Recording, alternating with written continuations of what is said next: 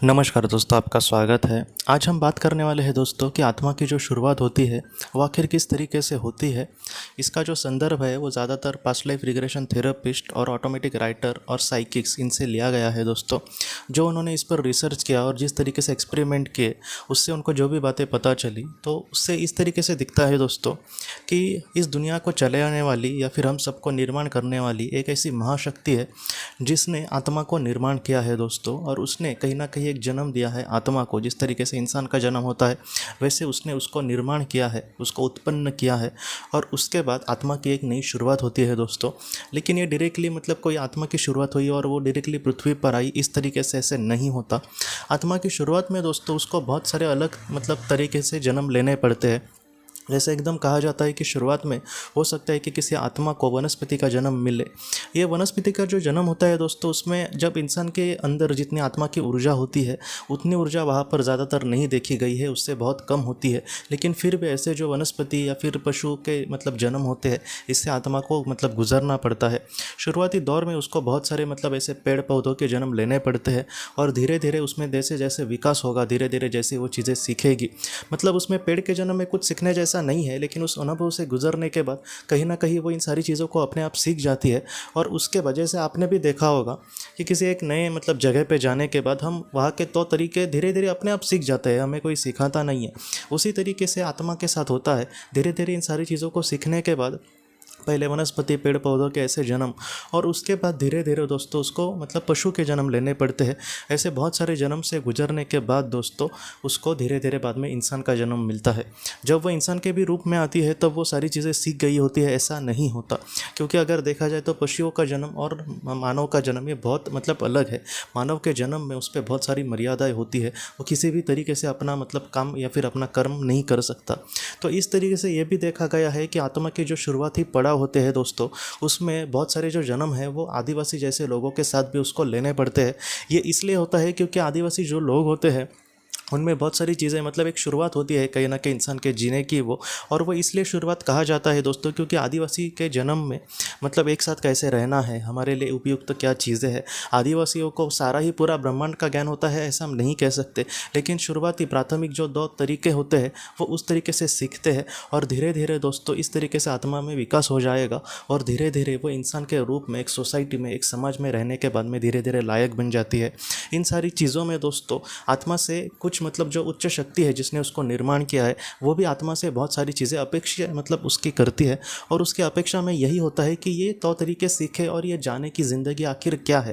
मैं आपको एक उदाहरण के लिए कहता हूँ कि जब एक छोटा बच्चा है वो जब स्कूल में जाएगा तब उसको पढ़ाई क्या होती है, गणित क्या होता है, भूगोल क्या होता है, ये सारी चीज़ें उसको कुछ भी पता नहीं होता।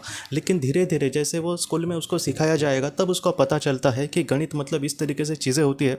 सिर्फ मुझे गणित सीखना नहीं है, मेरे आखिर में मतलब इस साल के आखिर में मेरी एक परीक्षा ली जाएगी। उस परीक्षा में मैं किस तरीके से मुझे ज़्यादा से ज़्यादा मुझे मार्क्स कमाने होंगे और उसके बाद उस परीक्षा में उत्तीर्ण होने के बाद मतलब पास होने के बाद मैं अगले वर्ग में जाऊंगा तो और मेरी मतलब पढ़ाई वहाँ पर अलग से फिर से चालू होगी। मतलब इसी तरीके से जो इंसान की आत्मा होती है दोस्तों उसकी भी शिक्षा इसी तरीके से चलती रहती है। उसको सिर्फ वो सीखना नहीं है बल्कि उसमें कुछ अच्छा कर्म करके दिखाना है। और इस तरीके से जब वो इंसान के रूप में दोस्तों पहले दूसरे जन्म वो लेगी तब ऐसी जो आत्माएँ होती है वो चौथे लोक में होती है। जैसे हमने पहले बात की थी कि जैसे इंसान पृथ्वी पर जिस तरीके से घर में रहता है वैसे आत्मलोक में आत्माओं के 7 ऐसे लोक होते हैं। पहले जो 3 लोक है वो मतलब कहीं ना कहीं नरक है। बाद में चौथा जो लोक है वहाँ पर आत्मा की शुरुआत होती है। वो बहुत अच्छा भी नहीं है, बहुत बुरा भी नहीं है, लेकिन नरक के मुकाबले वो बहुत ही अच्छा है। और पांचवें, छठे और सातवें ये कहीं ना कहीं हमें स्वर्ग कह सकते हैं इसको। ये स्वर्ग से भी सुंदर, इतना मतलब सुंदर ऐसे लोक होता है।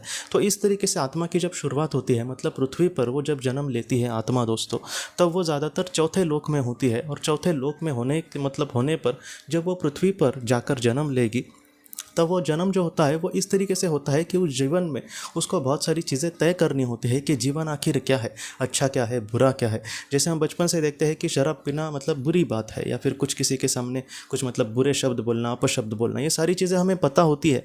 लेकिन फिर भी हम इन सारी चीज़ों से मतलब इन सारी चीज़ों को मानते हैं क्या सारे लोग? तो ऐसे नहीं होता। फिर भी बहुत सारे लोग जो होते हैं वो बहुत ही बुरे कर्म करते हैं। मतलब क्या है कि उनको पता है कि अच्छा क्या है, बुरा क्या है, लेकिन वो अच्छा कर्म नहीं कर रहे, या फिर जो बुरे कर्म वो कर रहे हैं या फिर उनके हाथों से जो बुरे कर्म हो रहे हैं वो उनके हाथों से छूट नहीं रहे। तो ये शिक्षा मतलब शिक्षा तो है, उसको सब कुछ उसको ज्ञान है, लेकिन उससे वो मतलब आगे जा रहा है क्या, या फिर उसका कुछ अच्छा इस्तेमाल हो रहा है क्या उससे, तो नहीं हो रहा है। तो ऐसे वक्त में क्या होगा कि ऐसी जो आत्माएं होती है उनके बहुत ही ज़्यादा बुरे कर्म हो, अगर वो दूसरे को दुख दे रहे हैं फिर भी कुछ सीख नहीं रहे, तो ऐसे वक्त में क्या होगा कि वो आत्मा जिस उद्देश्य के लिए यहाँ पर आई है वो उद्देश्य उसको पूरा करने के लिए बहुत ज़्यादा वक्त लग सकता है। और इसमें क्या होता है कि अगर उसने कुछ बुरे कर्म किए तो वो पीछे आ जाएगी। मतलब जैसे मतलब चौथे लोक में उसका जन्म दिया है, मतलब कहीं ना कहीं ईश्वर ने उसको वहाँ रखा है जो मतलब न्यूट्रल है, जहाँ पर बहुत ही अच्छा भी नहीं है और वो बहुत ही बुरा भी नहीं है। वो उसके हाथ में है कि वो किस तरीके से कर्म करेगी आत्मा। अगर वो अच्छा कर्म करती है तो वो पांचवें लोक में मतलब कहीं ना कहीं स्वर्ग में जाएगी, स्वर्ग में उसको भगवान भेजेंगे। लेकिन अगर वो कुछ बुरा कर्म करती है तो वो बहुत ही निचले स्तर पर मतलब कहीं ना कहीं वो नरक में जाएगी। इसलिए इस तरीके से आत्मा की जो शुरुआत होती है वो इस तरीके से होती है। दोस्तों मैं आपको फिर से सारी चीज़ें पहले से कहता हूँ। आज की जो वीडियो है वो बस आत्मा की शुरुआत के बारे में हमने मतलब इसमें जानना है। एकदम शुरुआत में जब आत्मा का निर्माण होता है तब उसको जब पृथ्वी पर आने की नौबत आती है तब डायरेक्टली उसको इंसान का जन्म नहीं दिया जाता। जब वो पृथ्वी पर आएगी दोस्तों तब उसको एकदम शुरुआत में छोटे छोटे पेड़ पौधे घास, कुछ ऐसे भी लोगों ने कहा है कि घास के भी जन्म उनको कुछ मतलब लेने पड़े थे। बाद में धीरे धीरे वनस्पति पशु मतलब पेड़ पौधों के जन्म मिलते हैं। उसके बाद धीरे धीरे आत्मा में विकास होते जाएगा, वो सारी चीज़ें अनुभव से गुजर जाएगी।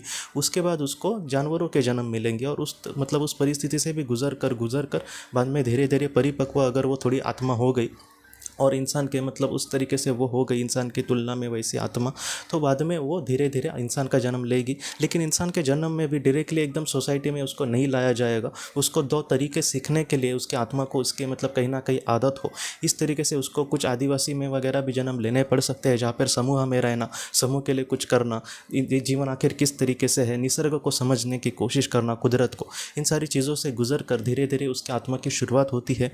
ऐसी मतलब जीवन में दोस्तों, ऐसे जीवन में कुछ ऐसी बहुत सारी बातें उसको सीखनी होती है जो आत्मा मतलब जिसने आत्मा को निर्माण किया है उस महाशक्ति के द्वारा उस आत्मा से ये अपेक्षा की जाएगी कि वो दो तरीके सीखे। जैसे एक अच्छा विद्यार्थी है तो अच्छा विद्यार्थी मतलब जो शिक्षकों के साथ बहुत ही अच्छे से बात करता है वो अच्छा विद्यार्थी नहीं। जो बहुत ही अच्छे से पढ़ाई करता है, हाँ वो होशियार समझो ना हो, उसको बहुत ही अच्छे से परसेंटेज समझो ना मिल रहा हो, लेकिन फिर भी वो दिल से चाहता है कि वो अच्छा कुछ करने की कोशिश करे। मैंने भी ऐसे बहुत सारे बच्चों को देखा है और आपने भी देखा होगा कि वो होशियार नहीं है लेकिन फिर भी मन लगाकर पढ़ने की कोशिश करेंगे। तो आत्मलोक में यही सब मतलब महत्वपूर्ण बातें होती है कि तुम मतलब कुछ अच्छा करने की ना कोशिश करो, लेकिन बुरे कर्म में जैसे मैंने अभी कहा कि शराब पीना बुरा कहा जाता है तो उसमें मुझे नहीं पढ़ना। हो सकता है कि मैं तो तरीके बाद में धीरे धीरे सीख जाऊँ, लेकिन फिर भी ऐसा कुछ भी मेरे हाथों से बुरा ना हो जिससे मैं निचले स्तर पर आऊँ। तो इस तरीके से शुरुआत में उसकी अपेक्षा मतलब की जाएगी। बाद में मतलब धीरे धीरे ये सारी चीज़ें इस तरीके से होती है दोस्तों कि अगर कोई इंसान अच्छा है लेकिन वो अच्छे कर्म बहुत ही अच्छे से कर नहीं पा रहा तो उसको उस तरीके से मदद भी की जाएगी। उसके जीवन में कोई ऐसे इंसान आ सकते हैं जो उसको बहुत ही अच्छे से मतलब अच्छे से राह दिखाने की कोशिश करे, जो उसको अच्छा ही सिखाने की कोशिश करे, जो उसका रास्ता बहुत ही अच्छे से थोड़ा सा मतलब सिंपल करने की कोशिश करे। तो ऐसी भी बहुत सारी बातें होती है दोस्तों। ये सर्वशक्तिमान ईश्वर खुद हमारे साथ कर सकता है अगर हम उस राह पर अच्छे से मतलब हमारे दिल से इच्छा होगी चलने की। और ऐसी भी चीज़ें देखी गई है कि जहाँ पर बुरी चीज़ों को मुझे छोड़ना है लेकिन मैं समझो छोड़ नहीं पा रहा, तो वो ऊपर की शक्ति उसी वक्त में मतलब वैसे भी कुछ बहुत बार मदद करती है। मैंने बहुत सारे मतलब लोगों के भी अनुभव देखे हैं। कुछ लोग इस तरीके से कहते हैं कि उनको 10-15 साल मतलब शराब की या फिर सिगरेट की आदत थी, उसकी लत थी, लेकिन जब उनके मतलब दिल से उन्होंने कहा कि मैं छोड़ूंगा, तो धीरे धीरे उनके मतलब सामने कुछ ऐसे अपने आप को वो कंट्रोल कर पाए कि उनको मतलब याद ही नहीं आई शराब की। तो वो खुद कहते हैं कि किसी दूसरी एक शक्ति ने या फिर किसी ने और ने शायद मुझसे छुड़ाई होगी, क्योंकि मैंने तो सोचा भी नहीं था कि मैं एक दिन इसको छोड़ूंगा। मतलब ऊपर से ज़रूर मदद आती है लेकिन एक इच्छा शक्ति उस तरीके से होनी चाहिए। तो ये जो इच्छा शक्ति है बस शराब छोड़ने के लिए नहीं बल्कि जीवन में मतलब जीवन को समझने के लिए, अच्छे कर्म करने के लिए, इन सारी चीज़ों के लिए ऐसी जो बातें होती है दोस्तों, वो सारी बातें बहुत इंपॉर्टेंट होती है आत्मा के शुरुआती पड़ाव में। मतलब इस तरीके से आत्मा जो है वो धीरे धीरे अपना मतलब सफ़र जो है वो तय करती है। और मैं आगे पीछे का नहीं कह रहा मतलब बुरे कर्मों का, बुरे कर्म करेंगे तो वो नरक में ही जाएंगे और फिर से उनको मतलब वहाँ से चौथे लोक में आने के लिए हो सकता है कि मतलब सैकड़ों जन्म लेने पड़े। लेकिन इस तरीके से आत्मा को जो सफ़र है उसमें वो महाशक्ति उससे यही अपेक्षा करती है कि जीवन को समझे, अच्छे कर्म करे, अच्छे से जीवन में आगे बढ़े और धीरे धीरे वो 5वें 6ठे 7वें इस तरीके से लोक में मतलब आगे आगे चली जाएगी। और एक वक्त ऐसा आएगा दोस्तों जब उसको मोक्ष मिल जाएगा। लेकिन ये बात मतलब ये उसके सफ़र का आखिरी पड़ाव होता है, लेकिन सफ़र के शुरुआत में उसकी जो शुरुआत है वो ऐसे ही मतलब पशुओं का जन्म, पेड़ पौधों का जन्म, धीरे धीरे बाद में इंसान का जन्म, इस तरीके से उसकी जो शुरुआत है वो इस तरीके से होगी। और इसको मतलब पृथ्वी पर आकर जीवन को समझ कर अच्छे कर्म करके जीवन में आगे बढ़ना होगा दोस्तों। तो आत्मा की जो शुरुआत है वो इस तरीके से होती है दोस्तों। तो दोस्तों हम अपने अगली वीडियो में किसी नए विषय को लेकर मिलेंगे। तब तक आप अपने परिवार का ख्याल रखना। आपका बहुत बहुत धन्यवाद। ज़िंदगी की रोशनी ये एक कंसल्टेंसी है जो ऐसे लोगों को मदद करने की कोशिश करती है जिन्होंने किसी अपने को खोया है या फिर जो लोग अपने जीवन में बहुत ही ज़्यादा दुखी है। जो लोग इस संस्था के साथ जुड़ते हैं उन्हें पास्ट लाइफ रिग्रेशन की ऑडियोज़ भेजी जाएगी, जिससे घर बैठे वह पास्ट लाइफ रिग्रेशन का अभ्यास कर सकते हैं। और उन्हें 5 मेडिटेशन ध्यान की भी ऑडियोज़ भेजी जाएगी। और इसके साथ साथ उन्हें PDF किताबें भेजी जाएंगी जो हिंदी और अंग्रेज़ी में है, जो मोबाइल पर या फिर लैपटॉप पर आप उसे पढ़ सकते हैं। और 10 ऑडियो बुक्स भी आपको भेजी जाएंगी। तो दोस्तों अगर आप इस संस्था के साथ जुड़ना चाहते हैं तो कृपया इस नंबर पे व्हाट्सएप मैसेज करें। आपका बहुत बहुत धन्यवाद।